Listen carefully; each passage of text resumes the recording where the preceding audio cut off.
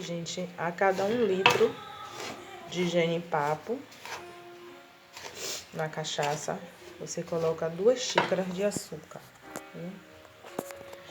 2 xícaras mais ou menos. Eu utilizei essa aqui, ó. 2 xícaras.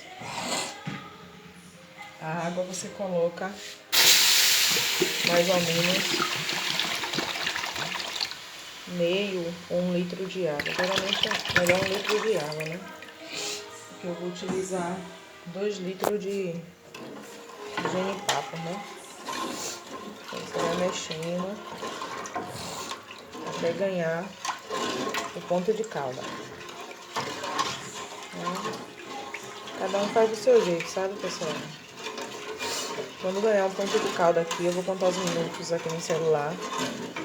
O ponto de calda. E aí eu vou estar passando pra vocês.